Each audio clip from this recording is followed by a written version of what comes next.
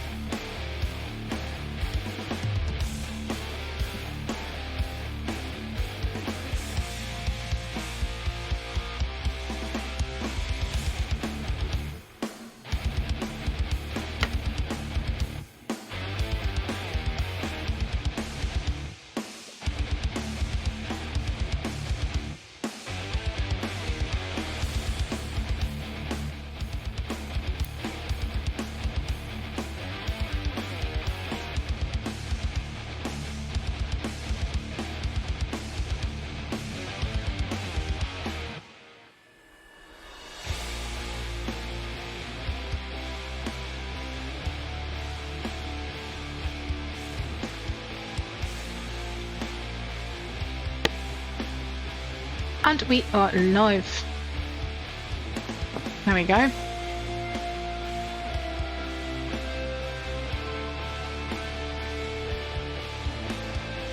So, as for tonight's subject, we have quite an interesting room, and we're gonna see how that one goes. And I'm gonna say, take it away, RedOneArt, because you've delved into the information, the seeker and finder of information when it comes down to the Descent into Avernus campaign.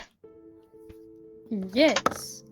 I am sadly to say that there is not very much lore and information about this room, except of maybe something that we're gonna do later or on another stream, so we have to think about that. Hello there. But yeah, so for everybody who's catching up to our stream right now, missed a few, or maybe you're new here, we are delving into the Dungeon of the Dead 3. And today we are into a room that was protected by 3 fellow necromites of Merkel that we drew last time, which was a very interesting stream. We had a lot of pink in our stream. We had pixies, high, cultists. It was lovely. And this room, the room after it, is the one that they protected. But why? Because from the description of it, you don't really see anything of interest. There is a chamber that has been partly collapsed around a stone sarcophagus. For the Dungeon Master, this information was given by that it was opened and looted long ago. It's a trap! And that's also how it seems. Yes! I heard the sound alarm going off. It's a trap. And I have no clue who, but you're right. Blizzard Fox sent off that sound alarm. So yeah, maybe we can do something with that, because there's not much given about the information. We should as fellow storytellers, we can make something of it. But yeah, the first thing that we have to focus on for like the art piece is probably the stone sarcophagus. I think that is more of your expertise, Sansji, because we're going into history. Cult and cultures. And yeah, wait, which ones? yes. There's so many things I can't choose. Ah! Yes. I also see 2 color schemes on the board. Does it have any particular interest of today? Well, I was looking forward to go and see what happens if I play with these kind of particular colors, and you know, good old let's see what happens type of thingy. So in the meantime, while you were updating us about the room itself, I kind of updated our chat about references and materials that I am likely to use. And these are Google photo images. They're from Google. Today, speech is go through the roof. Anywho, we can see a little bit of an autograph over here. I do not have the full resolution, but kudos for the ones who made them. We're not going to go draw right over them. They're just there for inspiration. That's the reason I'm quite confident in showcasing them. You can always look them up later on Google when you type down ruins, and this is what Google spits in your face. Yes, Google is a very well place to search for nice pictures, but as an artist, always credit other people's work. So Sansji is doing a good job in doing that. Trying. I couldn't even pronounce or read the name that we had on this photograph right over there, and I really wonder, like, when I'm seeing this ballroom, like, has it been photoshopped? Is it really like decaying right over there? Because this kind of reminds me of a theme park that we have in the Netherlands. It's called Everland, if you translate it, or the Land of Ever, translated roughly into English.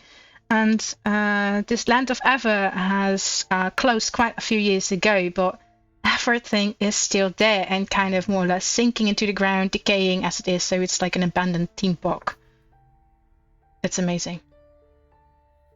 I have the urge as an artist to go to that place, and I've been there as a child, just to break and enter and see what's going on. It sounds naughty, I know.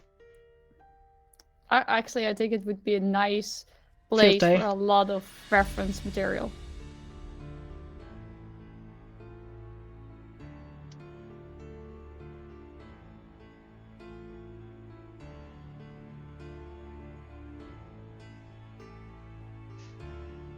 Also, I'd like to update people. Bear in mind, I have some tablet issues. I have a black screen every now and then, so I can't see what I'm doing.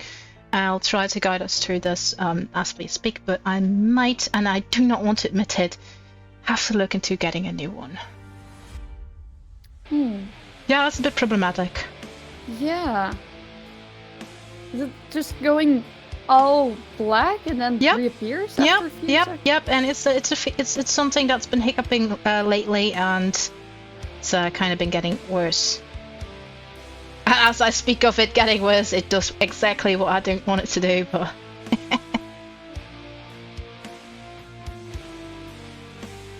if I had this idea of limelight going this way, we have a bit of a chamber.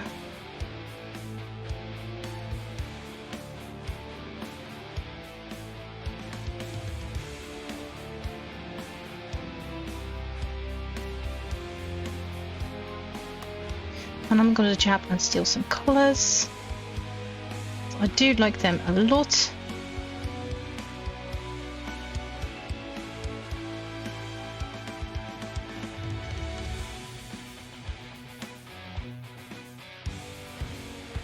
How old was your tablet again? Because you're saying like it was quite some years now, but I think 2018. I'd like to say 2018-ish. Ask. So that would make it 5 years. Yeah. It's not supposed to be dying. I mean, it's Wacom. Come on, I paid for quality, and I know I've been using it relentlessly almost every day, because especially when I had my job in the field that required me to use it every day. So it's yeah. It's perhaps a bit of a miracle it's still working. Maybe I should turn it around. I don't do anything silly with it, but yeah. You use stuff every single day, it starts to wear and tear. Yes, but still it's sad because you're hoping that it will at least like go maybe a little 10 years I was hoping for a decade or two. Yeah. Considering the price, I was especially, kind of hoping for like AFS for decades of work. Yeah, because which model do you I have the right Wacom Mobile Studio Pro. Studio, yeah. Yeah, those are quite a price. It's not Yeah, something you will buy like every day. Oh no, absolutely not. Not a purchase I would like to make every day. No, even if I were a famous streamer, I'd not go out of my way to buy a tablet every day. There would be only one instance I'd be doing that, is to give it away among people. Then I might, might be up for that. But otherwise, no.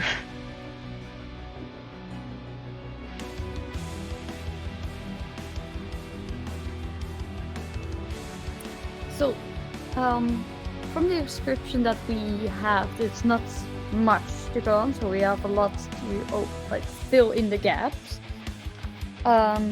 Starting with partially collapsed. That could be like anything. Oh, I'm just, getting rid of a bit of a roof over here. We have some greenery over there. It's like, wee.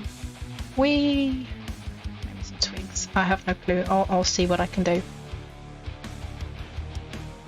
So at least I'm trying to jam up something fast.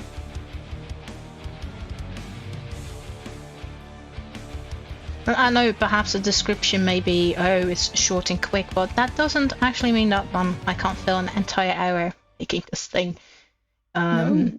And on the contrary, just the small sentences and things like, oh, you have to draw this or that, it takes time, so... Yeah. I don't think necessarily this is going to be done within a couple of minutes. No. I think it could also be one of I do love a nice imagery of a sarcophagus, especially if it's in an interesting room. Because you know that there's always history behind it, because they're from who was that sarcophagus once, and it was apparently opened and looted once. So did the one who opened it left any traces? Maybe it's got collapsed because they were too rough with opening the sarcophagus. But if you're going back to the first question, from who was the sarcophagus, that's already gets so much inspiration out, because depending on the culture that the person is coming from, was it a wealthy or a poor individual, that all could influence, of course, of the sarcophagus. Do you already have maybe any ideas what do you want to go for? I was more kind of having the idea of, I have a break and enter room, and this room is perhaps open. Maybe some sunlight coming through, some shrubbery. Shrubs. Yeah, I was also thinking about getting some sunlight in, but I think we have to get it to a minimal, because this dungeon is could not easily be explored by the common people, or we have to find a place where the sunlight. Or it could be in the middle of nowhere. I mean, as people don't often, go places that are beyond their village. Most people stick to their work. Do you know that the dungeon is not very big, like the entrance that we have and stuff, and the bathhouse is almost in a quite of center place of this big city. So wherever this room is, it's still under. Maybe it's in the back door. It's behind the building that that luxury building that you never go or take the effort to go about because it's impossible to reach. Could be their courtyard that they don't work with.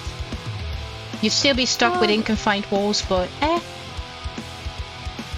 Yes. So then we really have to think about that. Okay, so if it's in the back courtyard of this bathhouse, or maybe in the next house that's being, maybe it is from the next house that is being bought by the Van Tampa family because they want to keep the dungeon a secret, but they don't want to restore the damn roof of this building. It could be. Dungeon.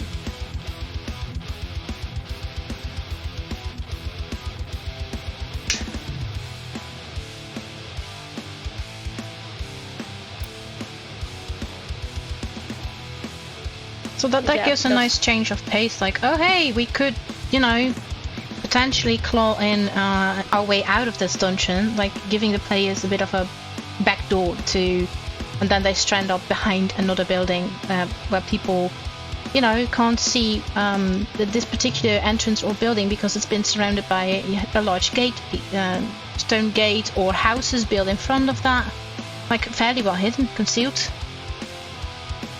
So you'd have no way of knowing. I think it would be indeed a nice one, because the dungeon, this particular dungeon, is said to be like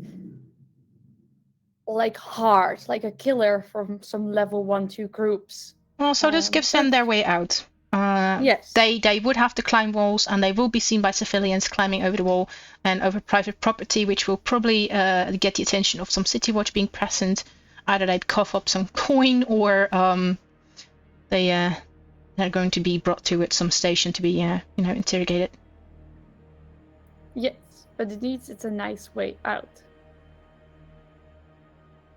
It's like I know that as a DM, it's tempting to go full out on your players, but you just have to remember, like, they're really attached to their characters. You don't want to be the destroyer, do you? Because you're rooting for them as well, so give them plenty of options to go by. And then if it's by their sheer stupidity, then it's on them. Like, yeah. And I had my own pile of stupid choices as well as a player. I mean, you sometimes don't think things thoroughly, or you think, oh, I can do this, because, yeah, it happens.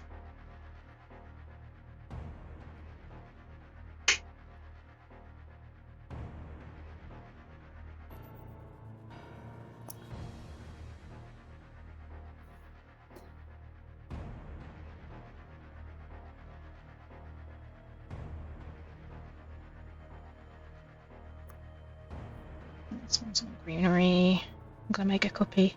Malaya. Ooh, I like what was doing over there. Got a bit of a dark color, so I'm gonna do that again. And merge. Flip. Sit back, think, and I think it's time to go crazy, because I didn't have 2 color palettes for no reason. Yeah, and we still need to figure out who this sarcophagus is and from. Oh, I'll get to that. Yeah, we can use the color in that. Maybe a nice, like, symbols on there. Or...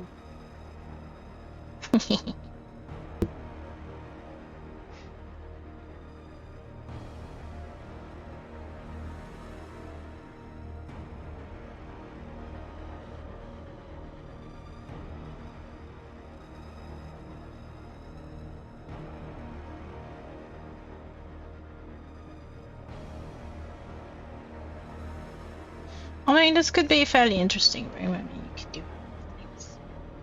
I want some blue plants that are completely blue, like hanging underneath, or at least hanging from the ceiling, growing down near there. Stuff.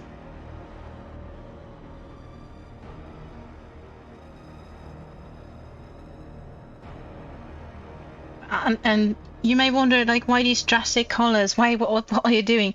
What I have in mind is to use the shadows, as in the vibrant colors for shadows. I have no clue how it's going to look like, and it may be a stupid idea, but then I can always go back. A bit of an experiment. Yeah, we will see what happens.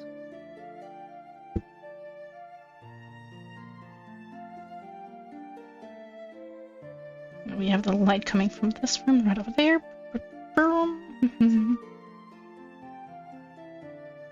Where it's dark.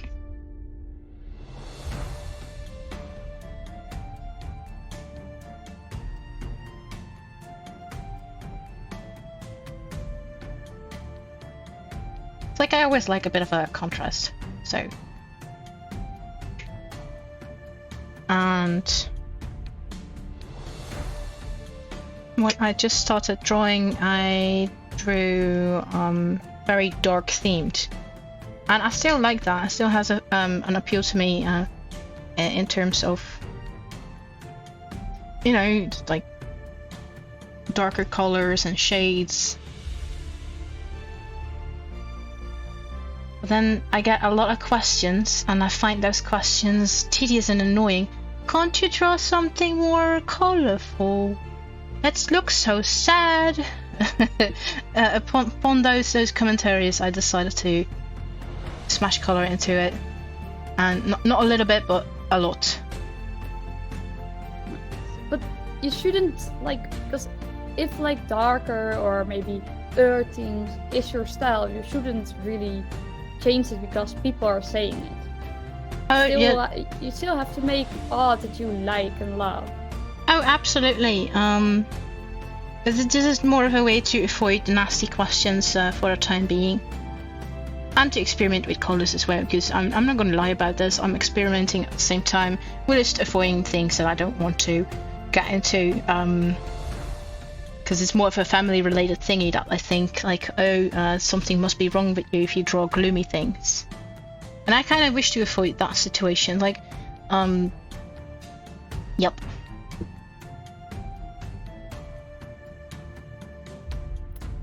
Understandable. I have no other worse than me finding it annoying and having to explain or defend every art that I make, so quote-unquote, I decided to go for something more colourful. And then still give a dark twist to it, as I see fit. So I'm not entirely obligating their demands or wishes. I'm just avoiding confrontation and still doing my own thing. Yeah. Because you can't really say oh, that's such a happy drawing. No, because maybe there's something going on in the scenery that you're completely missing and you can only think about later on, oh hey, wait a minute, oh that's dark. I haven't implemented that pot yet, but I'm still thinking about it.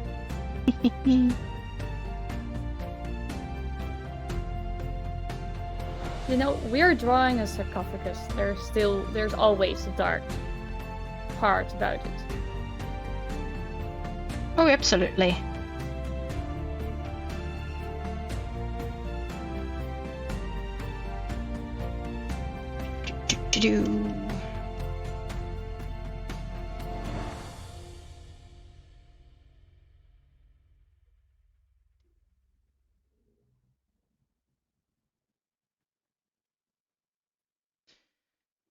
And besides, if I draw really, really gloomy, as in the dark colors that I so much like, it's difficult to see for people. That is correct, indeed. Because then I'd be focusing on minor details in this corner right over here, and I'd be totally loving it. But then, I have to be saying, because of the scenery, how I see, I do love the side with the earth-themed colors and stuff. I do love that side more, because I don't see the pink and stuff working at a resting place right now. Maybe we can come up with something, but for now I don't see the pink and the purple fitting in by this piece. Yeah, they could be. And just like I would tell my family. Oh, I'm doing what I want. Yeah, because we make art that people can use in this campaign, so we do yeah, that's the thing. Have to stick to our initial plan. I for now, if I as a dungeon master, I don't know if I will use this piece, because why should there be color in this dungeon? Last time we did it and we made a wall-up story for it, and it would be logical. Yeah, I mean that room is still connected to this room. I mean I can give you 1,000 reasons why that would be color.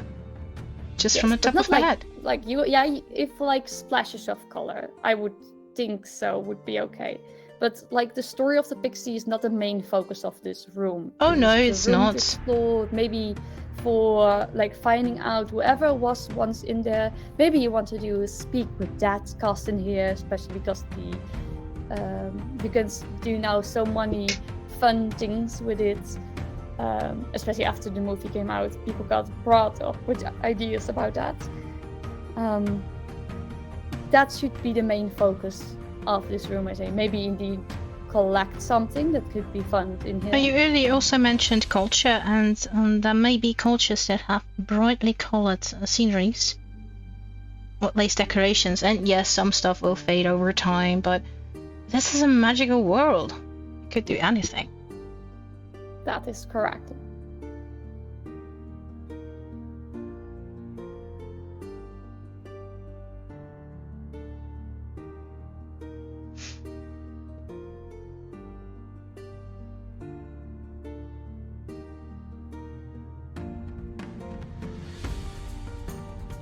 So yeah, I'm gonna stick with the color for now, and I'll see what happens and strands and goes. And this is perhaps a bit chaos and chaotic.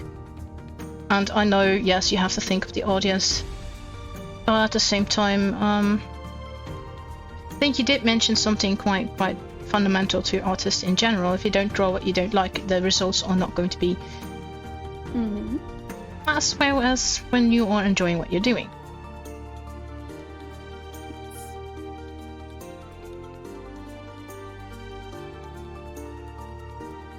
Okay, if we're gonna talk about like culture and stuff, which culture do we think fits in this one?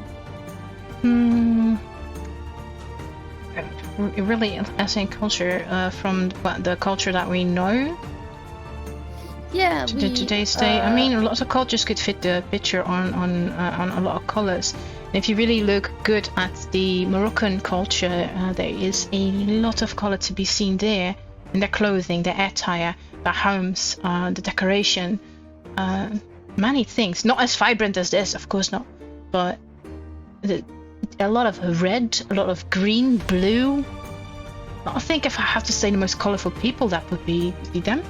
I think from the top of my head, if I the first thing I can recall and think of. Maybe I'm biased because I've been to one of their weddings. That can start as the use of the inspiration, so we're going towards that a little bit, put it somewhat more in the extremes. If I think about colors and the Forgotten Realms, I go immediately to Chult, to the Chultan people. They use so you meant lot D&D? Of colors. I thought you meant human cultures, as in today's culture. Yeah, both, because, like, of course, Dungeons and Dragons cultures are inspired by cultures of the... I believe Chult was based on African culture. But yeah, so I was mentioning both, like the real, but the Forgotten World, because I don't know very much of cultures in, like, our real world, so I have to get inspiration from the ones that I know of the Dungeons and Dragons ones.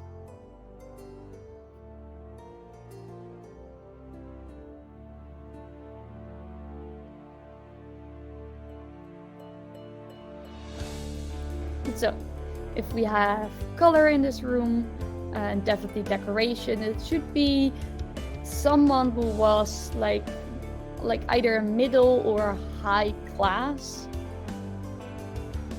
Somewhat going towards there. If we are dropping the decorations, then we can go to maybe a little more poor. But yeah, what do you think? Oh, have you ever seen a British household from before the French Revolution? Everything, the Victorian British household? No. If you look them up on Google, and then especially their wall paintings, and then people that were well off, like, it's ridiculous. They go bonkers. Okay, what do you have to search for this house? Victorian house decoration. Wallpaper, Victorian wallpaper. I think that'll do. It's so busy, there's so many things. Oh, yes. And it's all hand painted, you know. But should you put something like this in a resting place? Why not? It's the British. True. And why not? I mean, if people are if we're talking about people that are rich and well off, yes, I would definitely put the crazy, obscene things in the burial place. The pharaohs of Egypt also had crazy things in their chambers, and gold and jewelry, and that's why things are lootable. That's why you want to loot the place. So why would this place be looted? Because it had valuables. That's telling a story too. I think there's just my opinion, just spitballing here. So we are having this back wall that has who had before the collection a wall which has the decorations of the Victorian wallpaper. Just a drapery. Just a drapery and some of it, the Victorian wallpaper thingy a little bit. It's too intricate for me to get that part done, but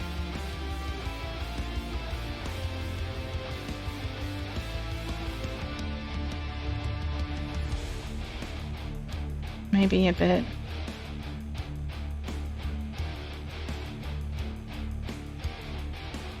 Ooh, I do love the design of this wallpaper already. It's only a few scribbles, but I love it.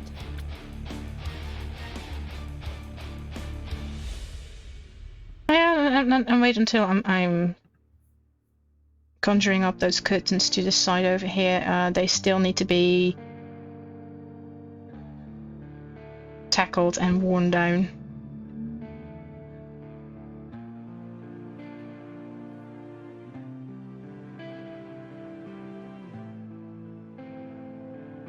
I'm not actually writing any language. This is just, you know, scribbling, and there's a word for it, and I forgot it.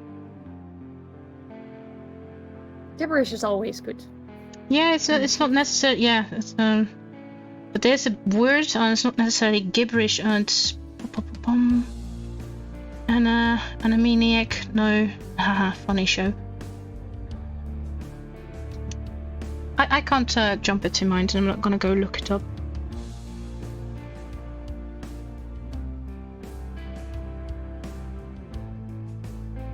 There's people who make a living out of, as you refer to it, gibberish.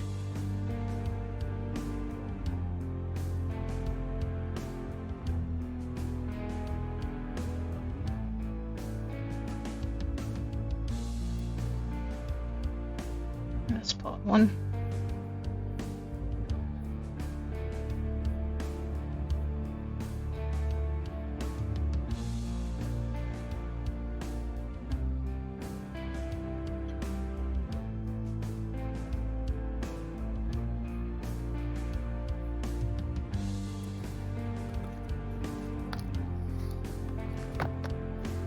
But yeah, I think it's a little bit quiet in the chat, so let's get to be a little bit more excited.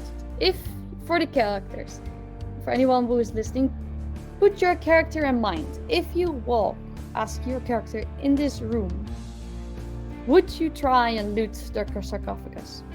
Are you, for example, a rogue who's looting everything? Or are you maybe a cleric that, when seeing this, does do a prayer to either your own god or the god that you see in the decorations, maybe, that you can find a connection? Are you like maybe somewhat of a barbarian who's like for excitement, try to climb out of here immediately to see whatever's out there? Are you a druid who's going to try and talk to the plants to see what they for chitty chat have? Let me know, and Sansji, of course, in the chat what your character would do. And then we will react to it, what's going to happen. Maybe we can use it for inspiration.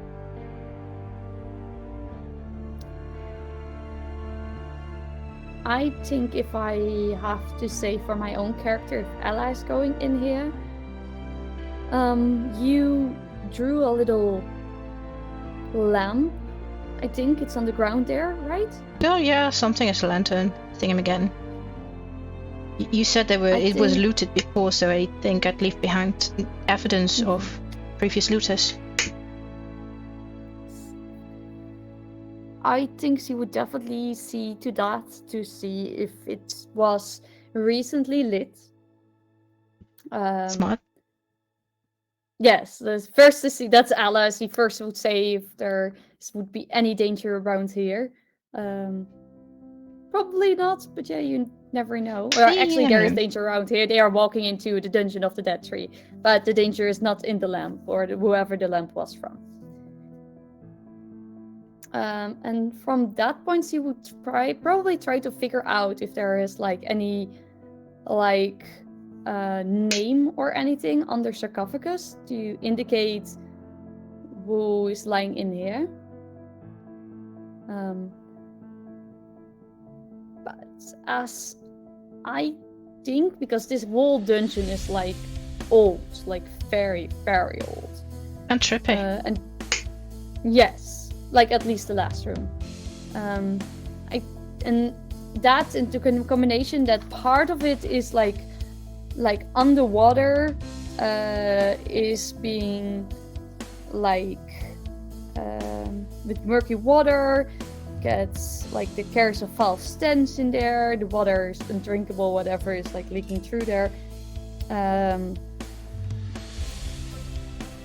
I think also if there was once a name on this sarcophagus, it would have been at least faded. Maybe there's still like some scribblings left, but I don't know.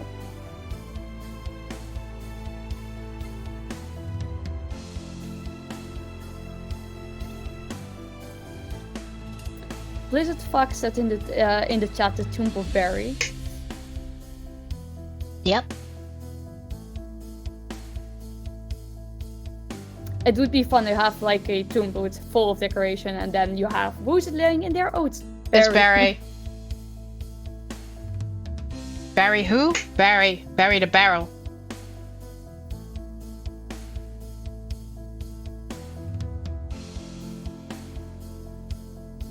You could also go for Patrick.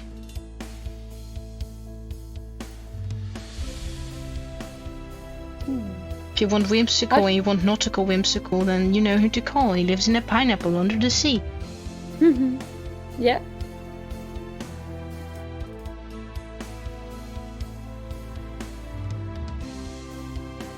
I think I would think probably settle for Patrick. I mean, Barry or Bob, or Ben. We use too many names with a B. It's mayonnaise an instrument. It's very easy to come up with. I mean, those names are easily accessible. Oh no, wait, why not Terry? As in tomb and then T or Tom. Tomb of Tom. The Tomb of Tom. It's like a TT.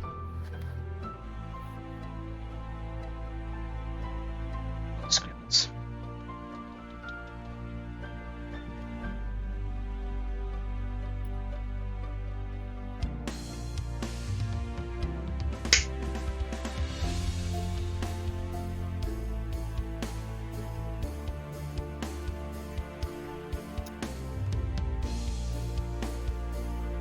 Actually, Blizzard Frost said something in the chat, and I think we can work a little bit with that. Because he said the Tomb of Teddy, and the tomb was built for a teddy bear. And I'm immediately, because it said humanoid bones, think about the bugbear, which is it's not technically a teddy bear, although somebody could call their lover, who is a bugbear, a teddy bear, because you know. So they went out of the way to build a shrine for their lover once bugbear. Could be. Yeah, so the humanoid bones are from a bugbear, just being buried here. But then, like, the nickname he got from his lover is Teddy Bear, of course. So Teddy is the one not buried, right? Yes, Teddy is the one who was buried here.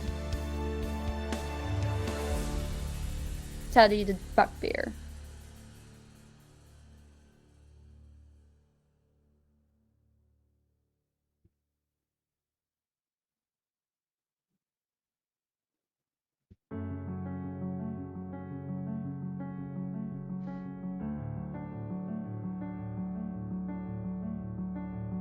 Ooh, love it.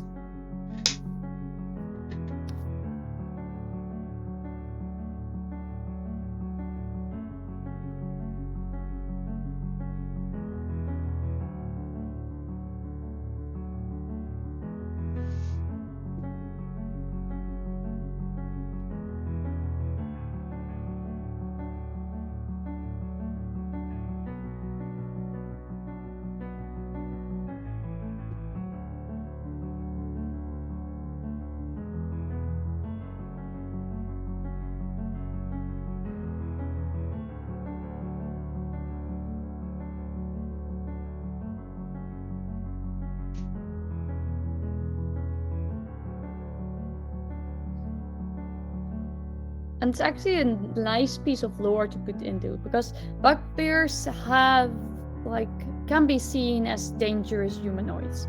They are like mostly very strong built. They are big, They're on they have a feature that let them reach further than other humanoids can, because like how they have been built.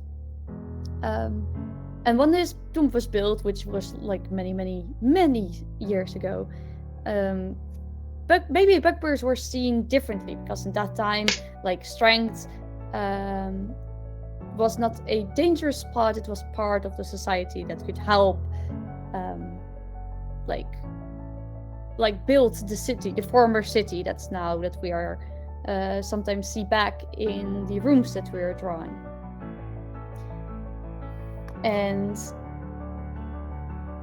so yeah, that's why he gets a very beautiful like tomb resting place, because at that point he was still very important for the community. That's maybe also why he was like either my middle class or higher up, even because maybe he was a builder in this city. He built one of the houses, multiple. I think it's a very nice one. And everyone who's coming here, who's not like, who was raised in Baldur's Gate, where you have a lot of humanoids, and actually almost no bugbears, seeing this humanoid bones, maybe you even do like a check, like a either medicine or a nature check to identify where from which species the bones are. You find out it's a bugbear, maybe with the right check.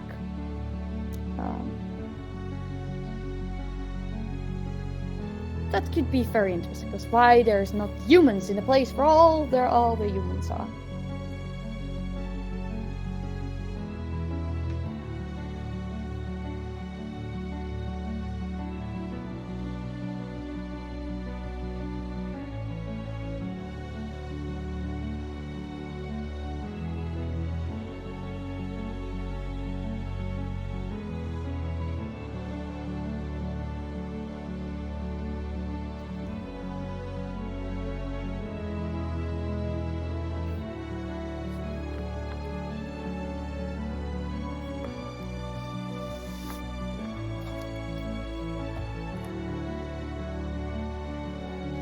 And to make some other chitty chatty, how was your stream this afternoon?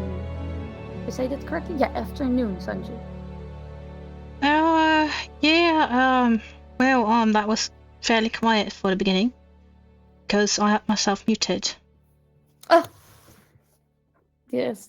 Yes, I had a Windows update, and after a Windows update, for some reason, it doesn't remember my microphone settings and just bumps everything to default and standard. Tedious as it is. Mm-hmm. Actually, for everybody like listening now, is our sound then correct? Does everybody hear everything correctly?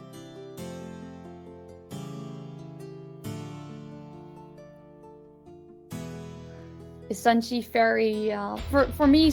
I understand her very quiet, or understand not. That's not the word. I can hear her clearly, so I hope for you as well. But also, I don't hear the music, so the only thing that I'm hearing is Sansji.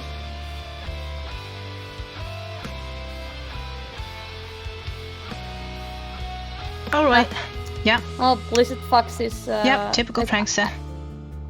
Is probably doing, trying to be funny, as he says, we don't hear anything, nothing at all. Thanks for asking.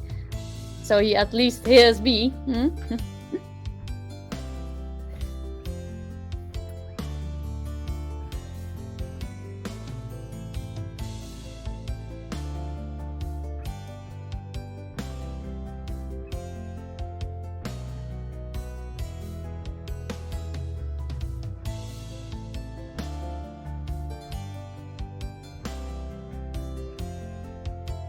Okay, thanks for saying that. Blizzard Fox, the sound is fine. That's good to know.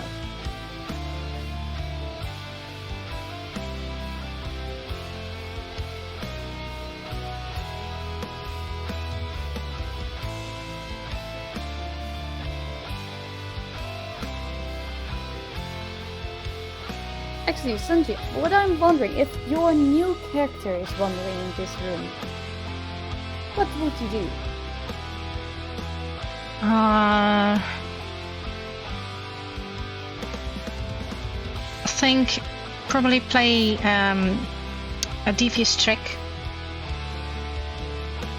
making us as if there's noises and moaning coming from the sarcophagus to trick people into opening it, and then having a good laugh and nothing's going on, or crapping his pants when things are actually in the sarcophagus and he just disturbed everything. Oh, that would actually be a prank of the DM, like pranking the pranker. That would be Yeah. Oh. Yeah. That's how you get him. Like, oh no, there's things in there. Prestidigitation, thaumaturgy, and then opening the sarcophagus, and there's actually a undead coming out. Oopsie daisy.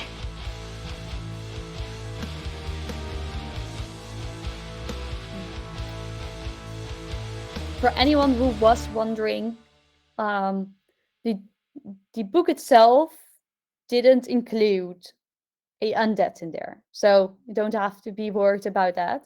But any DM, if they think that the characters are just like flying through this dungeon, nothing hurts them at all, can always place an undead in here just to scare them. Anything. This could be like a hostile undead, but it could also be like an undead that just want to share some wisdom of this world. I don't know what a bugbear of wisdom, kind of wisdom he should share. I'm not suspecting a bugbear to be capable of sharing a whole lot of wisdom. But I could be wrong. I mean, maybe he's the exception on the rule, or she. Maybe it's a female bugbear. Maybe, did you note, by the way, that the Taj Mahal was built for a woman? No, I didn't. It was a sultan so deeply in grief and grieving that he lost his beloved wife that he built the Taj Mahal. And many people told him it was impossible because it lies in the middle of a swamp, but he did it anyways, and the building is still standing. It's a devotion of love.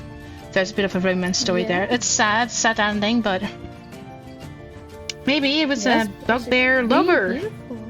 Aww. And her name was Teddy. Yes.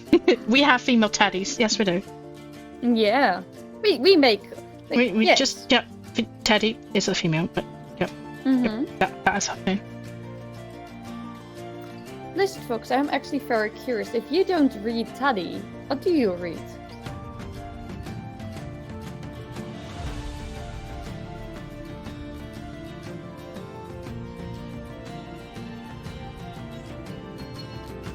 Maybe I'm just reading Teddy because I know what they're standing, so I don't.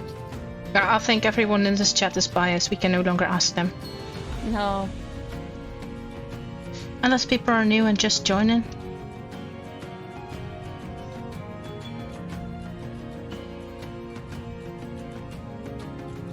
Putting the light in there.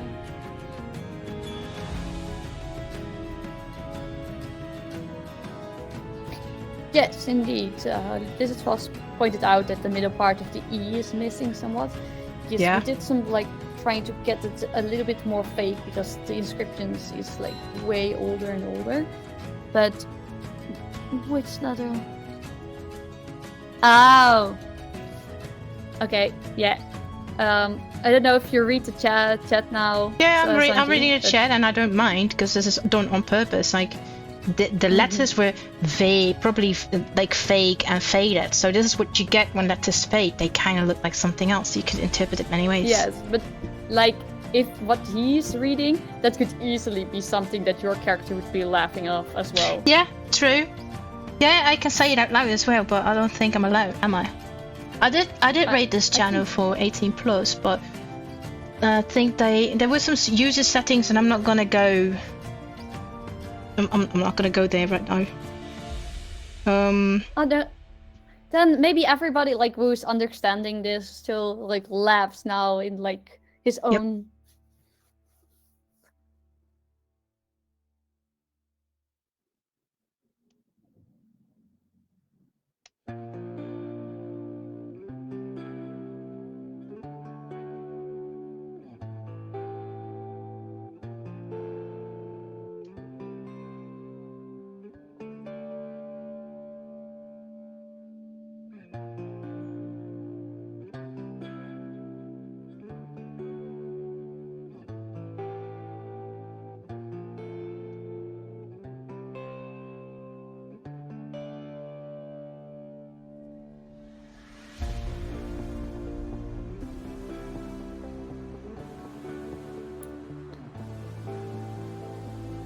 And I think not only like your new character Sansji would laugh his ass off about that, I think even Blizzard Fox, your old character, I think it would also think it's funny. Or doesn't understand the joke. My old character would not understand the joke. He would not be able to grasp at it. It's not that he is no.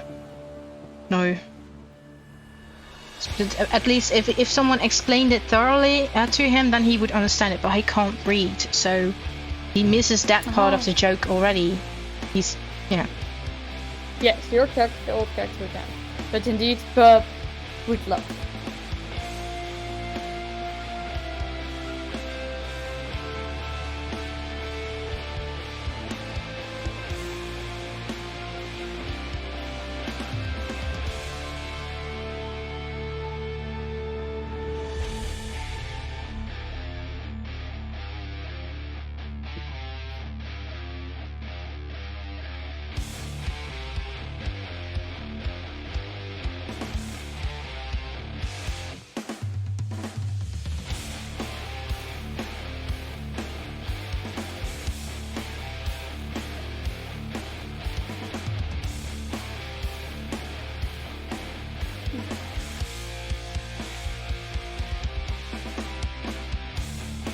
I do notice that I'm not that chatty about this group, but that's a little bit about that. I don't have much to tell about the culture that we're using, or cultures, if we're gonna do the combination of like the Victorian and like the bright colors. Or I do not have much information about sarcophagus. I should put like some information on there about how sarcophagus are being used in the Forgotten Realms. Maybe I have to do some like research on that. But could be, but yeah, I don't think the books hold all the answers there. At least the D&D books, if you want to research, particularly on this subject within the D&D realm, I think you find a few cases, such as with the Tomb of Annihilation, that you had a couple of them. But I don't think you're going to find any general stereotype information on them. Spare for the typical mummy, oh woo.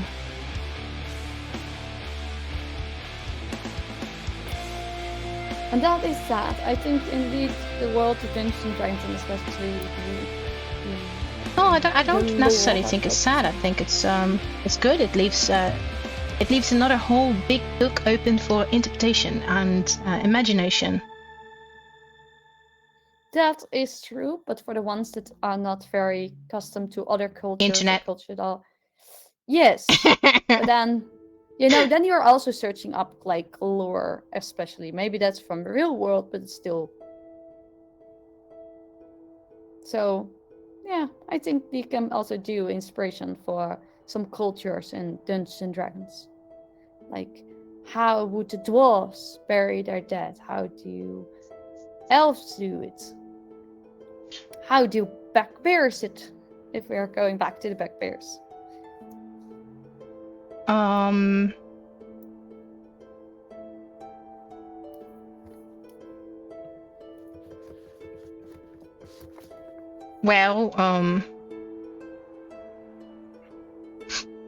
Bugbears leave behind a sarcophagus. That's what we learned today.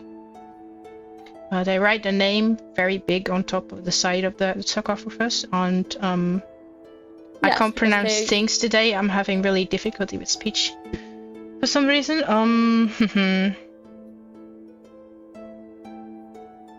So yeah, to be like that.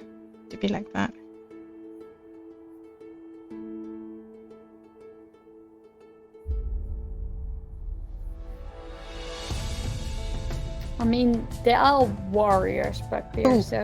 They could also be planting seeds that are from where do bugbears originate from? Like their homeland plants, something. Let me see if there's something about that. Maybe they're from some deep dark underdark thingy, or maybe they just look for beautiful weird plants that the bugbear may have liked in life, or something. Let me see. I have no clue. I'm just drawing a plan. Often found in the company of other goblinoids. Yes. Particular goblins, since tribes made up mostly of hobgoblins and bugbears tended to be wiped out quickly by other races, as precaution, which is understandable because hobgoblins are dangerous, bugbears is dangerous if you're sticking too many together. Probably the nearby settlements are saying, okay, we have to do something about this. So very understandable. So if we're thinking about goblins, I am thinking about like all around the Forgotten Realms, like caves most of the time. Maybe some beautiful cave plants, like then you'd also have some succulents. Hold on. Think. The journey.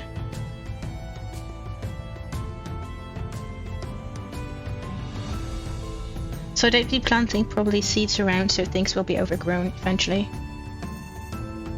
It's like back to earth or something. I have no clue. I'm just making this up as I go. Yeah, they're all warriors. They are. They have some of a religion. As they are. If they are going to the religious, that they're not really that much, but then they are going. Actually, they have something Viking. They want to like battle their god, like in the afterlife, so to say. So they want to die as warriors so they can fight later on. That's how I understand it. Oh, that sounds nice. Yeah. Alright, but I'm still gonna go for the plant thingy for this Teddy. Yes, because because we said Teddy said she. She was buried by somebody, and that somebody really wanted to do also his personal touch, probably. So yeah, probably loved Teddy very much, and probably knew her very, very well, and knew that she loved all sorts of plants or something stupid, and decided to go bonkers with the entire room. Or build the entire place. So the entire place has been built for Teddy. Like the Taj Mahal. Yes. So the entire dungeon, actually, before things got built over, like the original purpose of this entire dungeon that you find is for Teddy. People don't know it. And this is the room. This is the room.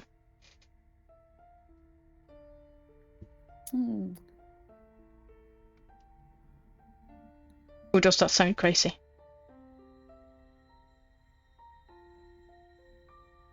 I mean, we might clean up things as we go. I mean, they weren't really clear about the rules, innit? No, not about their original function. And we were still trying to come up with that. So this is like the original first idea that's being built by. And then things got extended later on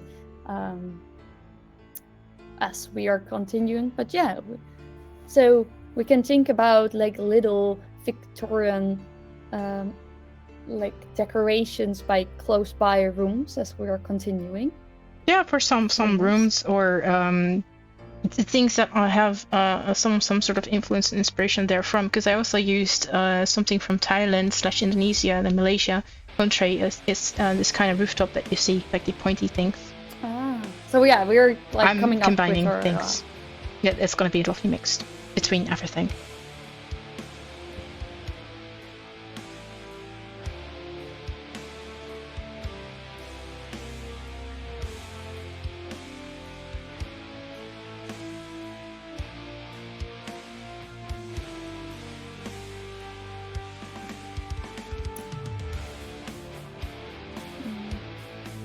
We are going to the last few details as it's 2 minutes before the end of the stream.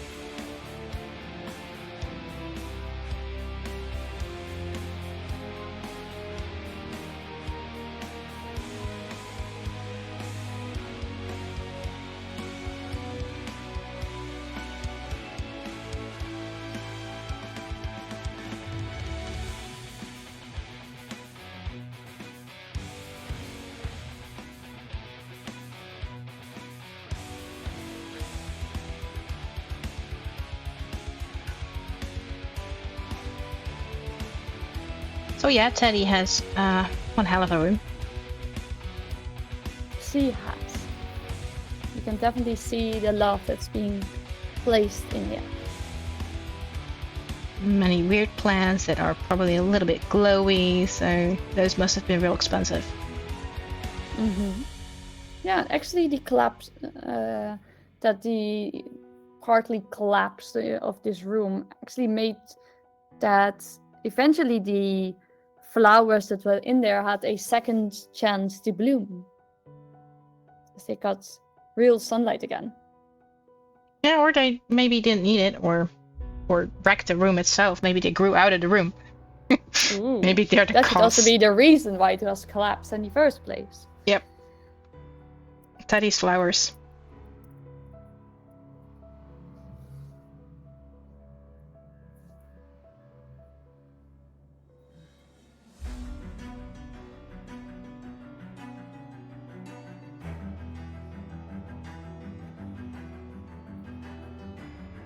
I'm gonna make another duplicate, and I'm gonna go fiddle a bit for the last bit because I'm just snatching up one more minute.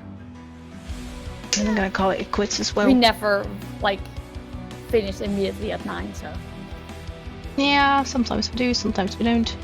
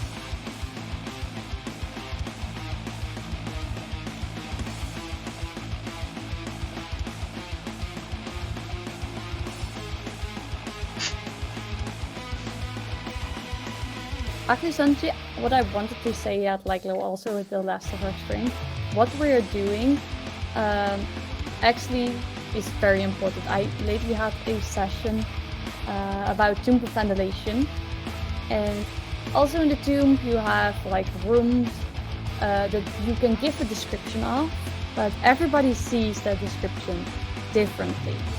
As we had a room with, so spoilers for tomb ventilation a little bit, if you are not familiar. If you're a player of mine or played already this campaign, you're safe.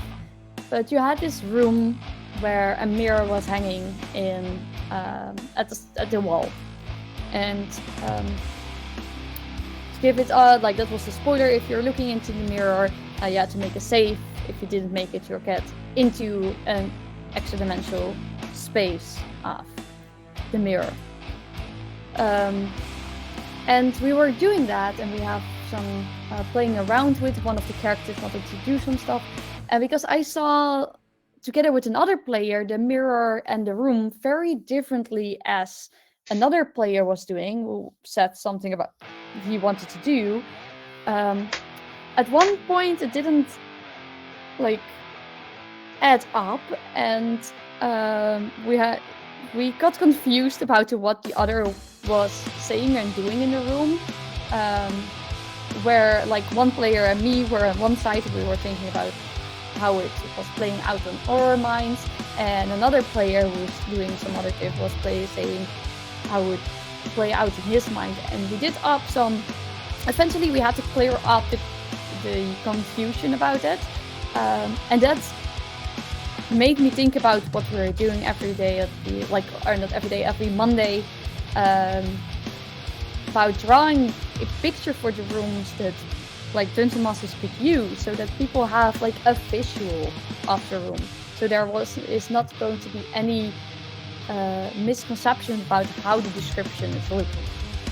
So I just wanted to say that at the end of the stream, that I had a real like experience why what we're doing is important. All right. Oh, thank you. That's lovely. It's also lovely to hear that fresh perspective. Maybe I am too harsh of a DM, because I would say, this is how I see it, this is how we rule it, and no nagging. Continue on. Yeah. Yeah. So then, yeah. Yeah.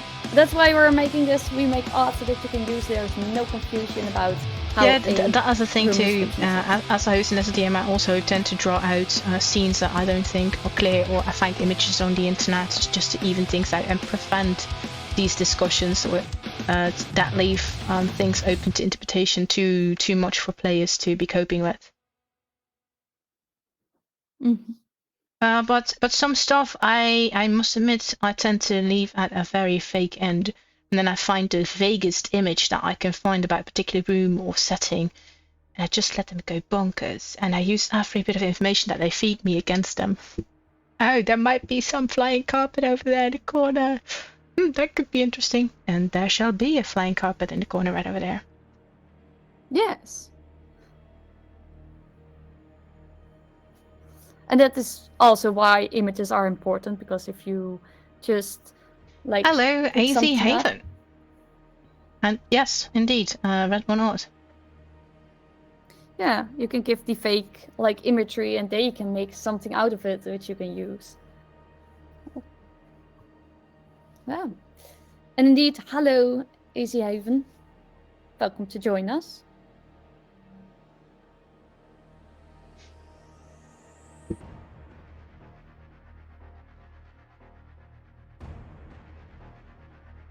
Well, I am doing great, actually. Yeah, it's starting to get like a little bit later the day for me, as I started up early this morning. How are you doing?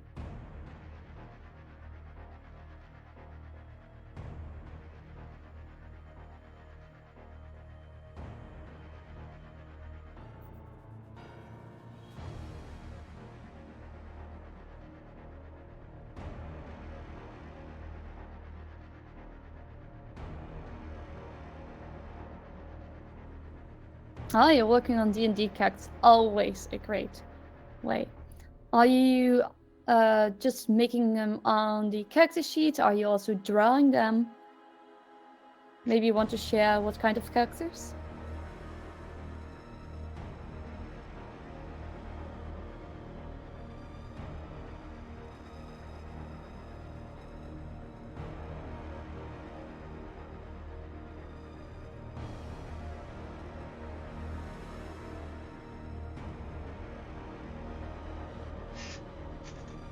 Ooh. If I have to choose, I go for the Mad Hatter, but I do love that character, like in any kind of like story of Alice. All right. And I'm terribly sorry to cut the stories a wee bit short. If you find the time to be very fast in typing, then please do so. Don't stop yourself. But I'm going to look for a channel to raid if there are people or friends of mine whom are online. Yes. Sorry, AZ Haven. We are at the end of the stream. Actually, we are already some minutes over. So, I hope you're coming back and tell us very much more about the Mad Hatter in our coming streams, because I would love to hear more about the Mad Hatter, big bad evil guy. Yeah, I am inclined to give you some extra time, because I do not find a particular channel that is raidable at the moment. And though, yeah, all right, let's go for 5 minutes, and let's see how far we can get at 5 minutes, because I am intrigued and curious for the Mad Hatter character. Yeah, how do you want to use him as a big bad evil guy? What's the story?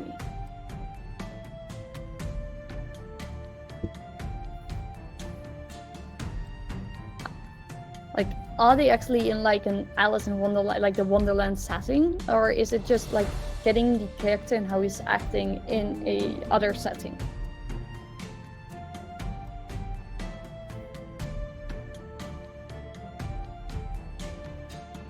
So maybe a character that resembles the Mad Hatter but isn't quite like it. Okay, AC Haven said, basically this character was a rabbit, but it was turned into a human by a god. Rabbit was attacked by a fox in rabbit form, so now he hates all predators and sees humans and such as the big predators and wants to eradicate them all to make a new, prosperous, peaceful world for prey. He wants to take a world with no suffering. Does he mean like only like humans or all humanoids? And do they have like specific, like do they think about like humanoids all the same, or even there is a greater, how do you say that? Like for example, if like what we talked about bugbears in the stream somewhat, like do we think that bugbears are worse even than, for example, the humans?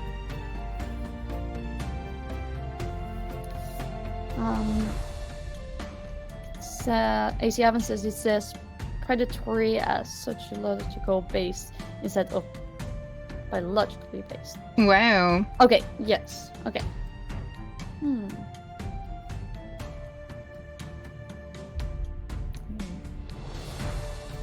Okay. So that's a whole new world order. So yeah, I can see that being evil Knievel from certain perspectives. A bit twisted and going on in about one direction. With some trauma and understandable motives. Understandable doesn't mean that you would do or act the same, by the way. Understandable means that you can understand where they're coming from, but not necessarily agreeing.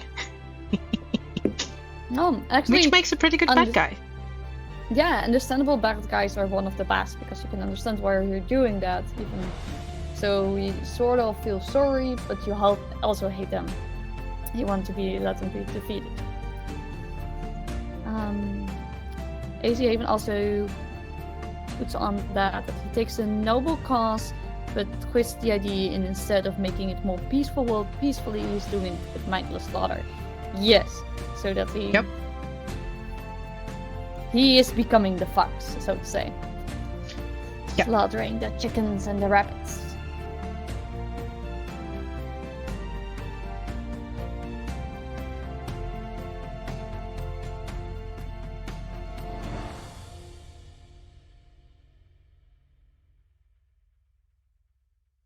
That would actually be a perfect like end battle, AC Haven, if they like the party is coming there and they like just place the facts in his nose, like right in his face. That look at what you've done.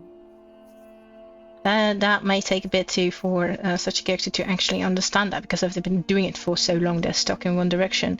So that also makes it fairly interesting. As for the rabbit part, I immediately had to think about the D&D Harrington, which is basically a new player race coming from, I believe, Feywild, was it? Yes, I believe so. So it's coming from like the story Beyond the Witchlight. I think so, yes. I'm not quite confident about that, but I do know that it's called Harrington, and it's like a rabbit on its hind legs and capable of talking. It's like true, the Tabaxi, like the Dragonborn.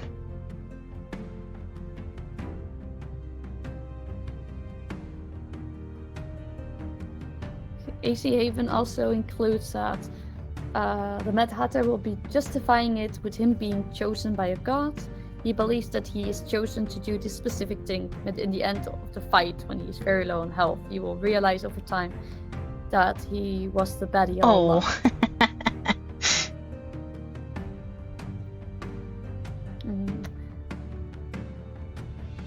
You get to use the famous catchphrase, "Are we the baddies?"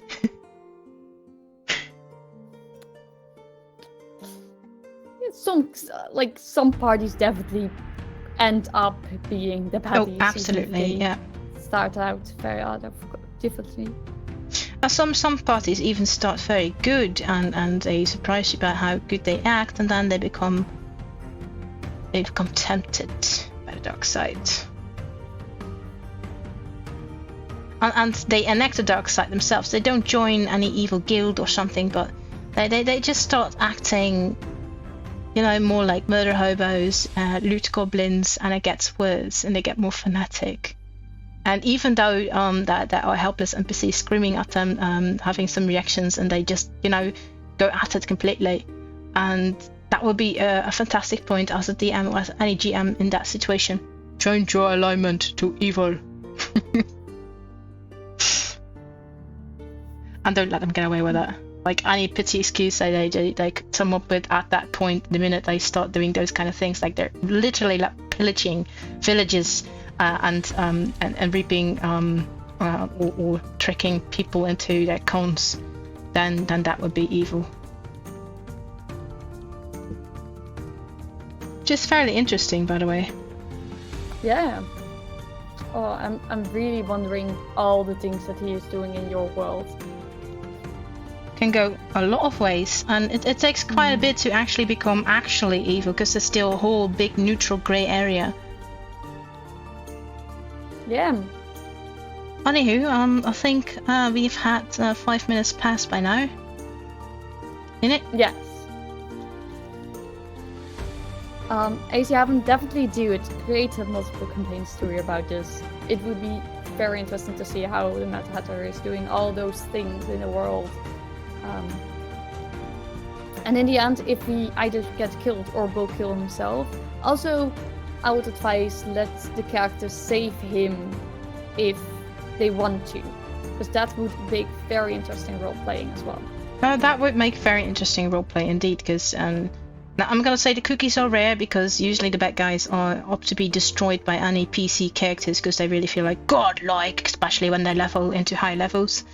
But when you have this group that is experienced and perhaps maybe of older age, or just very, very, I'm gonna say gentle, or maybe, I don't know, cunning. I've no word for this. Anyway, the peace lovers, you might be in luck for such an opportunity to arise, and don't miss up on it. Do give the play characters, like RedOneArt mentions earlier, give them a chance to redeem themselves, and indeed this character.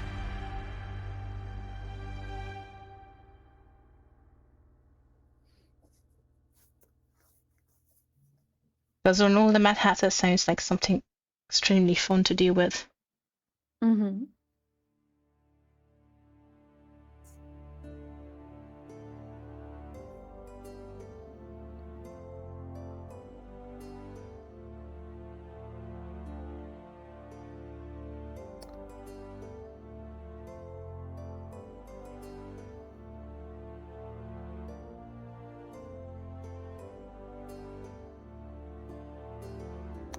AZ Haven, by the way, if I would be playing in your campaign, I definitely would be the fighting as a rebellion kind of story. I like playing good characters, fighting evil, so definitely like that part of the campaign. I know that people love to play evil characters as well, but I'm not good at it.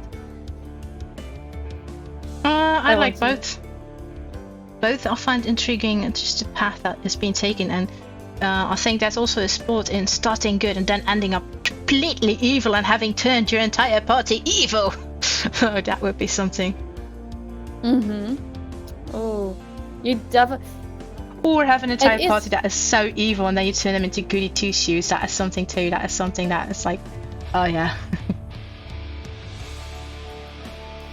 Yeah, I think a little bit of what Tomb of Annihilation party started off They were never good to begin with. They were never good to begin with. No. But at the end, they did save some slaves and Yeah, that's like collateral saving. I would call that. They didn't give crap about them. It's like they were meat shields. That's how they were used. It's terrible. They were evil. Yeah, actually, for some of the party, they were definitely meat shields. But for some of the characters, actually did it to save people. Not about the goodness in the heart, but just the act of doing something epic and heroic. as they wanted to feel good.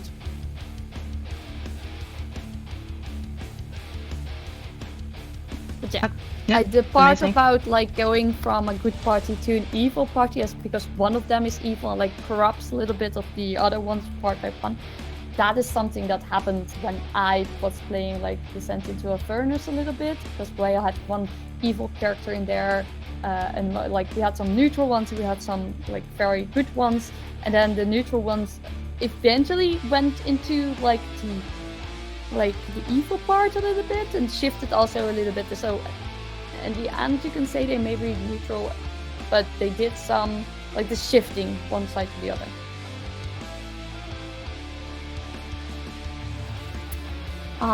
AC even also put it on that, yeah, the rabbit is a political figure in the original story, so in the follow-up about the rebellion between people of the old world and people of the new world, it would be more like that.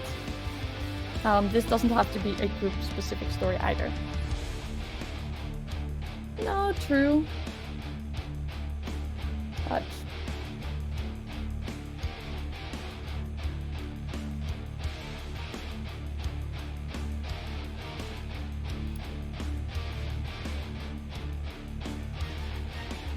Alright, I am going to end the stream right now because I do feel a wee bit tired myself at this point, and I know I have like 14 minutes before I'm actually going off to bed, so I'm gonna go hit a save button behind the screens, and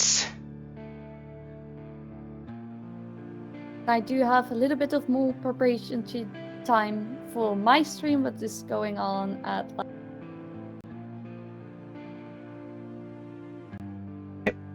we're gonna do a loot crate unboxing today, interactive, and we're gonna try to guess the team again.